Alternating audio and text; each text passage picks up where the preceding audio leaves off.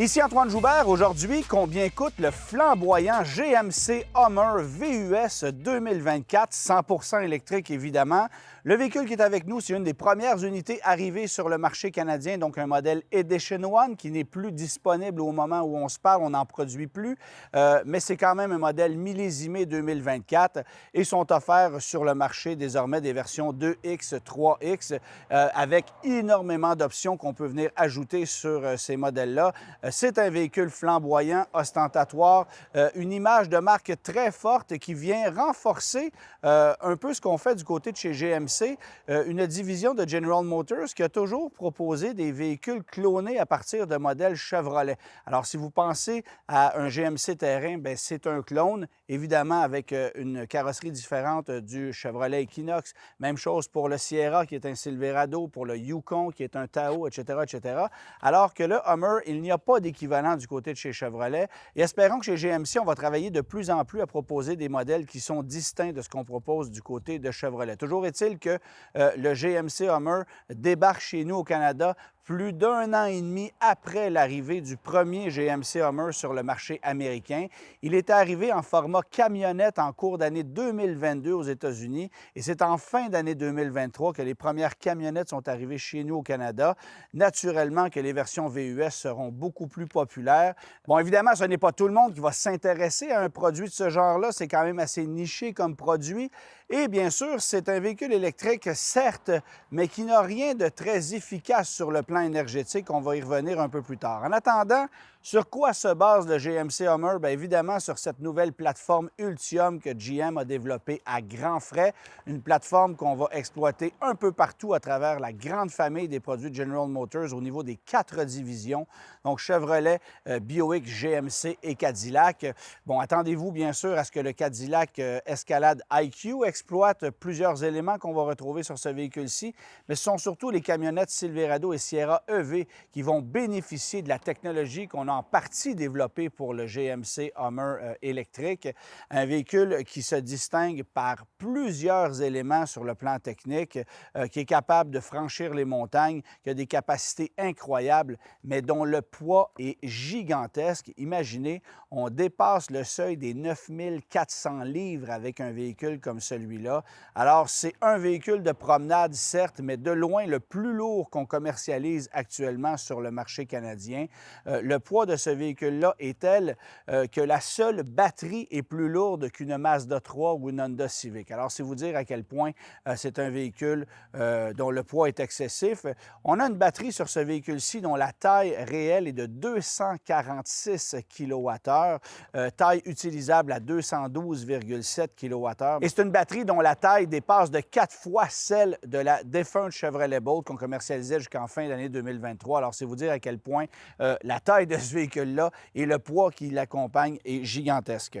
Deux versions qui sont disponibles au catalogue, en plus de cette version Edition One qui est assez unique et qui a une couleur qui lui est exclusive aussi. Alors, version 2X et version 3X, et là, il y a des détails d'équipement, évidemment, qui vont différer. Mais il faut quand même savoir que le VUS GMC Hummer EV est plus compact, si on peut s'exprimer ainsi, que la camionnette du même nom, laquelle est 9 pouces plus longue. Donc, l'empattement qui est plus long, un véhicule qui est peut-être moins pratique. Et je vous dirais que côté look, je préfère de loin cette version VUS qui est, à mon avis, beaucoup plus réussie et qui risque, encore une fois, de connaître plus de succès que la version camionnette, parce que ceux qui cherchent une camionnette électrique, bien, se tourneront forcément du côté de chez Chevrolet ou de chez GMC avec le Sierra EV. Plusieurs éléments stylistiques s'inspirent bien sûr du défunt Hummer H2 qu'on a abandonné en cours d'année 2009. Bon, la partie avant qui est 100% illuminée, vous le voyez, avec une animation graphique intéressante, de gros crochets à l'avant. Dans le cas qui nous concerne, plaque de soubassement, plaque de protection. On peut prendre des groupes d'options supplémentaires qui vont protéger encore davantage les éléments mécaniques, bien qu'il n'y ait pas de transmission de moteur à essence dans ce véhicule-là, mais il y a quand même un gigantesque plateau de batterie sous le véhicule. Évidemment, c'est un véhicule dont les capacités hors route sont exceptionnelles. Angle d'attaque à 49,6 degrés et à 45,6 degrés pour la sortie. Alors, ça vous donne donne une idée de l'étendue du talent de ce camion-là. Garde au sol qui est de 16 pouces, littéralement, lorsqu'on relève la suspension à son plus haut niveau. Et croyez-moi, il y a énormément de dégagement dans ce contexte-là, mais vous serez bien sûr limité à une vitesse de 20 km/h lorsque la suspension est relevée au plus haut niveau. Ça, c'est pour de la conduite hors route extrême, vraiment pour franchir des obstacles qui sont quasi irréalisables avec n'importe quel autre véhicule qu'on pourrait retrouver sur le marché. Évidemment que c'est un véhicule dont la taille est imposante et ça en fait un véhicule peut-être un peu moins efficace dans des sentiers étroits que certains autres modèles. On reviendra aussi sur le fait qu'il faut faire très attention à la peinture qu'on retrouve sur ce véhicule-ci qui demande un entretien un peu plus délicat. Mais ce que j'aime particulièrement du GMC Hummer EV, c'est le fait que ce soit un véhicule dont le niveau de polyvalence et d'agrément est quand même assez élevé. Alors, c'est un véhicule très performant, bien sûr, on va y revenir. Mais bien sûr, un truc que j'aime beaucoup sur le GMC Hummer, c'est le fait qu'on puisse rouler à ciel ouvert. On peut retirer les panneaux de toit, ce qu'on appelait des T-tops dans le passé. Alors, c'est encore le cas. On appelle ça Sky Panel aujourd'hui. Alors, 4 panneaux de toit entièrement vitrés qui sont amovibles et qu'on peut ranger sous le capot avant dans des pochettes prévues à cet effet. Alors, on roule littéralement à ciel ouvert. Il y a beaucoup d'accessoires sur ce véhicule-là qui permettent d'en faire un véhicule extrêmement polyvalent. Je pense évidemment à la Power Station Generator qui permet d'exploiter 3 kW de la batterie pour alimenter des accessoires extérieurs. Alors ça, c'est beaucoup d'énergie. Essentiellement, si vous décidez par exemple d'aller en camping, bien, vous allez avoir un véhicule très pratique de ce côté-là, dans la mesure où il vous reste toujours de l'énergie dans la batterie parce que ça, c'est nécessaire. Et on reviendra aussi sur le fait qu'une batterie de cette taille-là, ça peut emmagasiner beaucoup d'énergie, mais ça en dépense énormément. Et au moment de la recharger, bien, ça demande beaucoup de temps. Au volant du GMC Hummer, évidemment que vous avez le sentiment de conduire un gros jouet Tonka. On se sent comme un enfant. On a énormément de plaisir à bord de ce véhicule-là. Peu importe les opinions, parce qu'effectivement, il y a des gens qui vont vous regarder et vous lancer un regard de jugement lorsque vous allez conduire un véhicule comme celui-là, parce qu'on a encore cette image très péjorative qui colle à la peau du GMC Hummer, considérant le modèle de précédente génération, le H2, qui est véritablement le symbole de VUS pollueur par excellence. Alors, c'est certain que le nouveau GMC Hummer, gigantesque, lourd, qui prend de la place, qui visuellement est très ostentatoire, bien, ça ne plaît pas à tout le monde et il y a des gens qui vont forcément vous juger du regard. Cela étant dit, c'est un véhicule qui est franchement agréable à conduire. Et c'est pas sans défaut, c'est un véhicule qui est très lourd, le poids se fait sentir et l'impact du poids se fait surtout sentir par le fait qu'on a énormément de craquements et de bruit de caisse. Les suspensions travaillent fort, même si ce sont des suspensions pneumatiques. Les pneus ont une empreinte au sol qui est gigantesque. Alors, ce sont des pneus K02 de taille énorme et c'est bruyant, ça fait brasser le véhicule, ça crée de la résistance. Et puisqu'on a un véhicule avec 4 panneaux de toit amovibles qu'on appelle Sky Panel, bien, tout ça, ça craque un peu. La carrosserie, le châssis du véhicule, ça travaille. Alors, c'est dommage, mais il y a énormément de bruit de caisse dans ce véhicule-là, comme c'est le cas avec un Rivian R1S, comme c'est le cas avec tous ces véhicules électriques extrêmement lourds et qui ont des capacités hors route incroyables. Alors, le Hummer ne fait pas exception à cette nouvelle règle, pourrait-on dire, mais ça demeure un véhicule très agréable à conduire et un des secrets de ce véhicule-là, c'est le fait qu'on ait 4 roues directionnelles. Ça permet une maniabilité sans égale. Écoutez, la taille du véhicule est quand même considérable, mais il tourne pratiquement sur lui-même avec un cercle de braquage de 10,8 mètres seulement. C'est le cercle de braquage d'une voiture compacte, d'une Golf, d'une Civic, d'une Jetta, d'une Elantra. On est à peu près dans ce territoire-là, mais pour un véhicule dont les dimensions n'ont rien à voir. Alors, c'est extrêmement maniable. Et bien sûr, bien, ces 4 roues directionnelles-là, elles vont tourner en sens opposé à basse vitesse. Elles vont tourner dans la même direction à haute vitesse, comme c'est le cas avec tous les systèmes de 4 roues directionnelles que vous allez retrouver dans l'industrie. Mais par-dessus tout, ce qu'il faut savoir, c'est que Hummer a lancé cette fameuse technologie Crab Walk qu'on publicise à outrance, qu'on va illustrer à chaque fois qu'on voit passer un Hummer en publicité, par exemple. Alors, la technologie Crab Walk, ça permet essentiellement de déplacer le véhicule de façon latérale en positionnant les 4 roues à basse vitesse dans la même direction. Alors, par exemple, vous vous êtes stationné en parallèle sur la rue et au moment de ressortir de là, bien, vous êtes très serré, il y a des véhicules qui vous ont collé. Bien, il suffit d'enclencher le mode Crab Walk. Ça se fait via la molette placée sur la console et à ce moment-là, les 4 roues vont se positionner dans la même direction. Le véhicule va littéralement se tasser de lui-même avec un petit angle et bien, ça permet carrément de faciliter la maniabilité en ville. Bon, c'est un gadget, vous ne vous servirez pas de ça très souvent, mais ça fait juste prouver à quel point la technologie permet de faire des choses avec le Hummer. Et là, je vous parle évidemment des 4 roues directionnelles, mais imaginez ce qu'il en est de la suspension, une suspension pneumatique réglable qu'on peut rehausser pour avoir une garde au sol jusqu'à 16 pouces. Alors ça, c'est littéralement incroyable. Et cette suspension-là permet d'avoir des angles d'attaque de sortie exceptionnels, mais aussi de composer avec différents types de situations. Ça va vous permettre notamment de positionner le véhicule par rapport à une remorque que vous pourriez arrimer sur le véhicule. Ça va vous permettre notamment d'améliorer le coefficient aérodynamique du véhicule lorsque vous roulez à vitesse d'autoroute, donc d'abaisser la suspension. Vous allez avoir un confort qui va être variable en fonction du mode de conduite également.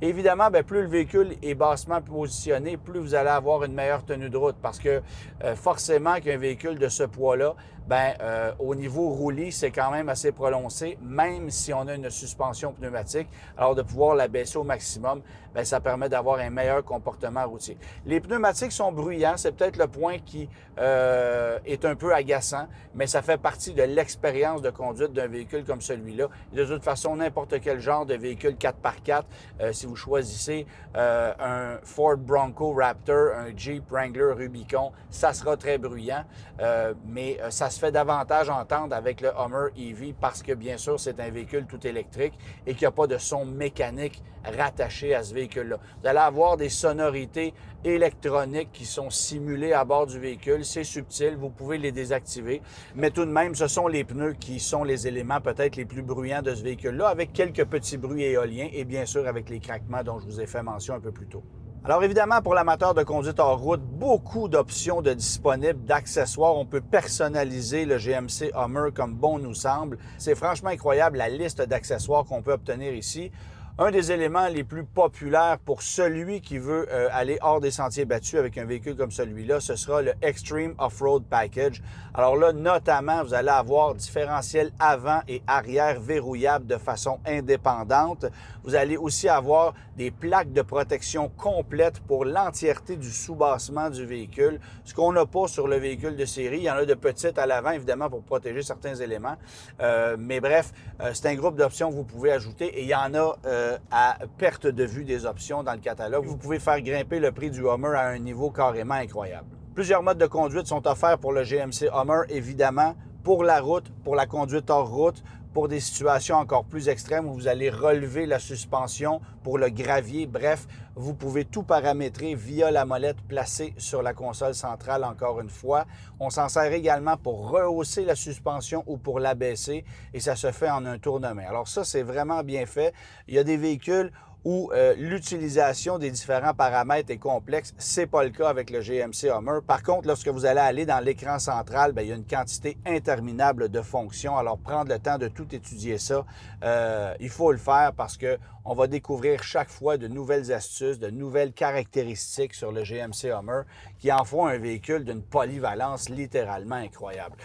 J'ai particulièrement apprécié cette expérience d'aller jouer à travers les menus, de découvrir par exemple comment on peut gérer l'énergie du véhicule à travers des menus qu'on va retrouver ici, gérer le système de suspension, améliorer sa conduite également. Bref, il y a toutes sortes de trucs qu'on peut faire là-dedans. Et évidemment, bien, c'est un système qui est connecté avec Google en tout temps, comme les nouveaux véhicules GM. Alors, vous allez avoir la navigation par Google, assistant Google en temps réel. Bien sûr que Apple CarPlay, Android Auto, s'est intégré à bord du véhicule, ça aussi, sans fil, évidemment. Et le système audio Bose est extrêmement performant. C'est un truc qui me plaît particulièrement dans ce véhicule-là. Alors, ça rehausse l'expérience utilisateur, ça c'est certain. Autre truc à souligner, c'est évidemment le système de caméra qu'on va retrouver sur ce véhicule-ci. Ça va servir notamment au système Super Cruise, j'y reviendrai un peu plus tard, mais ça permet aussi d'éliminer toute forme d'angle mort avec le GMC Hummer, c'est pas compliqué. Il y a 17 caméras sur ce véhicule-ci. Alors oui, si on les brise, ça risque de coûter très cher aussi pour la reprogrammation, mais pour vous donner une idée, il y a même des caméras de sous-bassement, ça permet de voir sous le véhicule lorsqu'on est en conduite hors route pour éviter des obstacles. Alors on a vraiment pensé à tout avec ce véhicule-là. Maintenant, le système Super Cruise, c'est un système de conduite semi-autonome que GM améliore d'année en année, qu'on a d'abord introduit chez Cadillac, qu'on retrouve aujourd'hui sur beaucoup de produits de la grande famille GM. Dans le cas qui nous concerne, c'est un système qui permet notamment d'effectuer un changement de voie de façon entièrement automatisée. Alors, même pas besoin d'avoir l'intention de le faire. Si le véhicule juge que vous devez changer de voie, par exemple, pour dépasser un véhicule, il va vous avertir via un témoin sonore, va activer le clignotant, va changer de voie et va se repositionner par la suite. Alors, le système fonctionne relativement bien, mais il y a beaucoup de lacunes quand même. Une des lacunes les plus importantes, c'est le fait que ce système-là fonctionne sur des routes qui ont été préenregistrées. Au Québec, ça veut dire quelques grandes artères, et je vous dirais qu'à Trois-Rivières, par exemple, à la jonction des deux autoroutes 40, bien, le système cesse de fonctionner. C'est quand même pas une route secondaire, on parle d'une artère principale au Québec et ça ne fonctionne même pas. Alors, il serait temps que GM étende son réseau pour que le système puisse fonctionner à plusieurs endroits. Ça, c'est le premier point. Autre point agaçant, c'est que lorsque vous portez des verres fumés, le système va se désactiver très rapidement parce qu'on n'est pas en mesure de faire la lecture de vos yeux et donc de constater que vous êtes attentif à la route. Alors, si le système n'est pas capable de lire ça, bien, il se désactive, question de sécurité. Donc, c'est pas nécessairement au point parce que chez d'autres constructeurs, ce n'est pas un problème, mais ici, chez GM, visiblement, il y a quelque chose à améliorer. Donc, c'est pas nécessairement une technologie pour laquelle je paierais personnellement, mais c'est livré d'emblée avec un GMC Hummer. Et lorsque le système est activé, bien, vous allez avoir une barre verte au sommet du volant qui va vous indiquer que le système est en fonction. Maintenant, qu'est-ce qu'on a à bord du GMC Hummer EV? Bien, 3 moteurs électriques pour une puissance de 830 chevaux. On annonce 11 500 livres en combinant la puissance des 3 moteurs. C'est un calcul mathématique un peu farfelu parce qu'on n'a pas véritablement 11 500 livres dans ce véhicule-là, de couple, bien sûr, mais c'est quand même une puissance phénoménale parce qu'on parvient à déplacer une masse de 9 400 livres pour un 0-100 km/h en à peine 3 secondes. Alors, c'est vous dire à quel point c'est rapide. D'ailleurs, en forte accélération, vous allez sentir le transfert de masse vers l'arrière et si vous freinez brusquement, bien, ça sera l'effet inverse. La suspension a énormément de débattement. Bien sûr qu'elle est conçue pour pouvoir composer avec un véhicule comme celui-là, avec un poids et avec une puissance comme on a ici. Et que dire du freinage qui est extrêmement puissant. Alors ça aussi, il y a des éléments de frein sur ce véhicule-là qui sont particulièrement surprenants. Maintenant, batterie dont la taille est à 246 kWh. Taille utilisable, c'est 212,7 kWh pour une autonomie annoncée à peu près 300 000. Ce qu'on affiche essentiellement une fois que le véhicule est rechargé, c'est 507 km. Alors, c'est une autonomie réelle dans la mesure où vous faites principalement de la conduite en ville. Parce qu'aussi drôle que ça puisse paraître, c'est un véhicule qui est particulièrement maniable et efficace en ville. Vous allez régénérer énormément d'énergie en décélération ou en freinage avec un véhicule comme celui-là. Et au final, vous serez capable de faire plus de 500 km facilement, évidemment, exception faite que lorsqu'on est en hiver. Mais c'est un véhicule qui en ville étonne parce que le cercle de braquage est très petit, parce que le véhicule est très maniable, se stationne facilement malgré le fait que ce soit gigantesque. Et au final, ben, un véhicule beaucoup plus pratique en milieu urbain que ce à quoi on aurait pu s'attendre. Là où ça se gâche, c'est lorsque vous conduisez sur l'autoroute, parce que ce véhicule-là est très lourd, l'empreinte au sol est très large encore une fois, le coefficient aérodynamique, c'est un cauchemar, alors la consommation énergétique explose. Et pour vous donner une idée, j'ai consommé une moyenne de 55,5 kWh par 100 km à vitesse de 105 km/h sur le régulateur de vitesse. On m'affichait 507 km au moment de quitter la maison. J'avais un trajet de 270 km à faire avec le véhicule. Et lorsque je suis arrivé à destination, il ne me restait que 82 km d'autonomie. Ça signifie donc que j'ai bouffé littéralement 425 km d'autonomie, mais en ne roulant que 270 km, alors qu'il faisait 10 degrés à l'extérieur et que les conditions routières étaient très clémentes. Alors imaginez en hiver ce que ça pourrait être. Et le problème, c'est qu'une fois rendu à destination, il faut vous recharger. Bien, recharger un GMC Hummer EV, c'est toute une aventure parce que la taille de la batterie est à 212,7 kWh, taille utilisable encore une fois. Et pour recharger une batterie comme celle-là, sur le circuit électrique du Québec, bien, des bornes de 180 kW ou même plus, il n'y en a que très peu. Dans la région de Québec où je me trouvais, il n'y en a littéralement aucune. Et ce que j'ai trouvé de mieux, c'est une borne de 100 kW. J'ai mis 2h20 pour recharger le véhicule alors qu'il me restait 80 km d'autonomie jusqu'à 90 % de charge. Ça m'a pris 2h20 pour la recharge. Et évidemment, la grille tarifaire du circuit électrique étant ce qu'elle est, bien, sur une borne de 100 kW et surtout lorsqu'on dépasse les 80 % de charge, bien, le taux explose. Alors, ça a coûté 57 $ approximativement pour recharger le véhicule à 90 % et ça a pris 2h20 sur une borne de 100 kW, encore une fois, dans des bonnes conditions.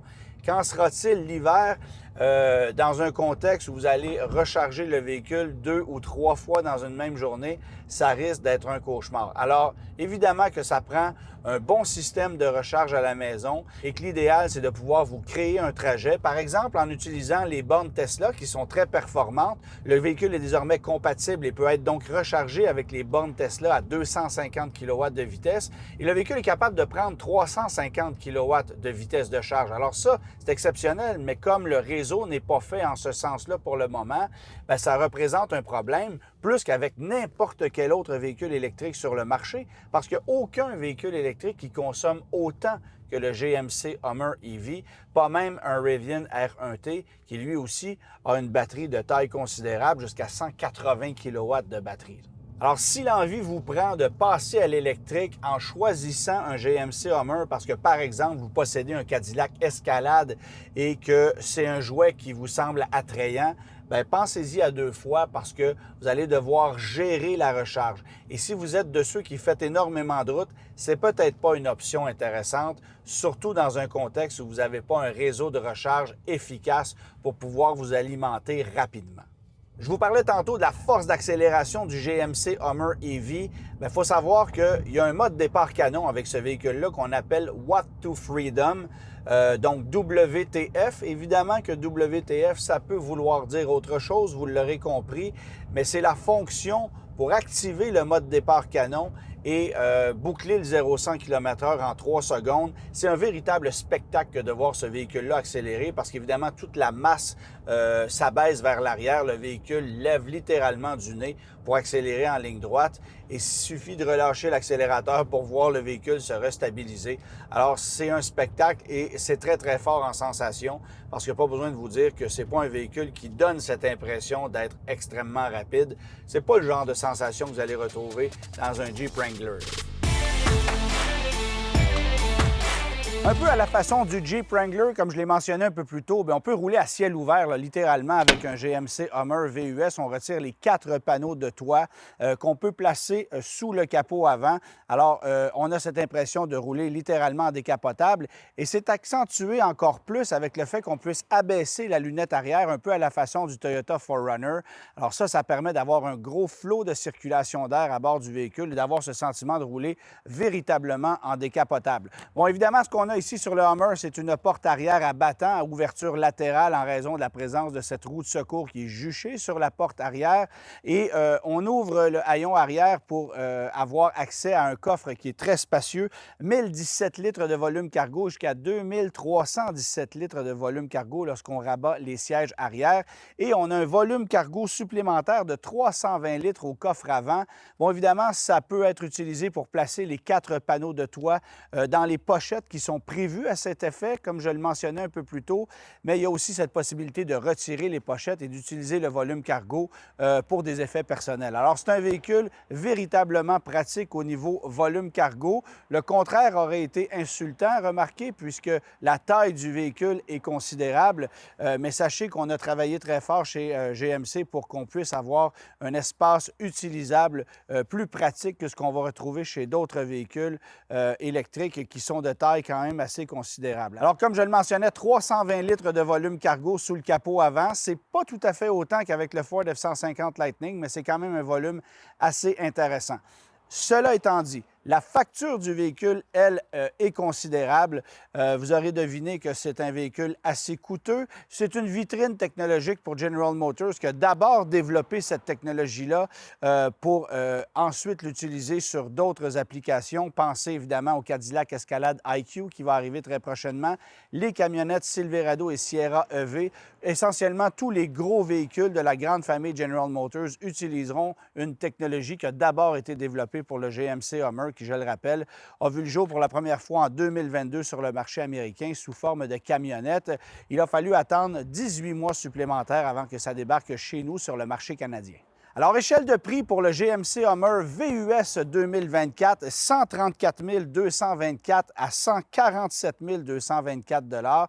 Alors ça, c'est l'échelle de prix pour les versions 2X, 3X et ça comprend entre ces deux versions le modèle Edition One qui est ici. Alors, les premières unités qui sont arrivées chez nous sur le marché canadien, elles sont toutes configurées comme celle-ci avec cette peinture Moonshot Green qui est une peinture au finima et dont l'entretien est particulièrement délicat. Alors, il faut savoir qu'on ne peut pas utiliser un savon pour automobile avec cire sur un véhicule comme celui-là puisque ça pourrait altérer le fini de la peinture. On ne peut pas laver ça au lave-auto non plus.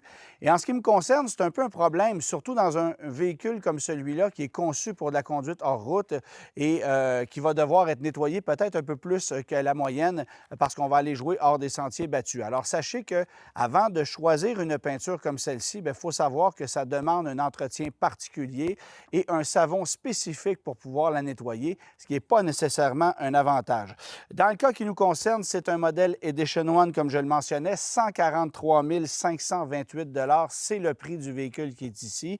Alors, financé sur un terme de 6 ans, donc 72 mois, un taux de 5,49 %, ça donne des mensualités, tenez-vous bien, de 2 694 $, taxes incluses. En location à un taux de 9,5 %, les mensualités sont à 2 463 $, taxes incluses. Évidemment, pas besoin de vous dire qu'il n'y a pas de crédits gouvernementaux applicables sur un véhicule comme celui-là pour véhicule électrique, bien sûr. Mais en contrepartie, la belle surprise pour les acheteurs de GMC Hummer, c'est qu'il n'y a pas non plus de taxes de luxe applicables sur un véhicule comme celui-là, alors qu'on le sait, chez nous au Canada, tous les véhicules qui sont vendus au-delà des 100 000 $, il y a une taxe de luxe assez salée qui vient s'y appliquer. Alors, c'est 20 du montant dépassant le seuil des 100 000 $ ou 10 de la facture totale. Alors, ça sera le moins cher des deux, bien sûr, mais dans le cas qui nous concerne, ça ne s'applique pas. Pourquoi? Parce que le poids nominal brut du véhicule dépasse les 8 500 livres. C'est un véhicule de 9 400 livres avant ce qu'on va mettre à bord du véhicule. Alors, c'est considéré par la Société de l'assurance automobile du Québec comme un véhicule à vocation commerciale ou utilitaire.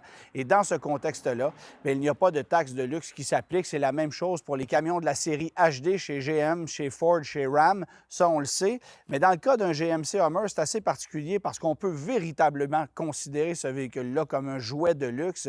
Ce n'est certainement pas un véhicule à vocation commerciale ni un véhicule utilitaire pour travailler. C'est un véritable jouet et pourtant, on est exempt de taxes de luxe sur ce produit-là. Il est unique en son genre. Reste à voir si ça sera la même chose avec le Mercedes Classe G tout électrique ou avec le Range Rover tout électrique dont le poids pourrait se rapprocher de ce qu'on a ici. Et si c'est le cas, ça pourrait être des véhicules qui, eux aussi, seraient peut-être momentanément exempts de taxes de luxe jusqu'à ce que quelqu'un se réveille à la Société de l'assurance automobile du Québec. Et ça, entre vous et moi, ça peut être long.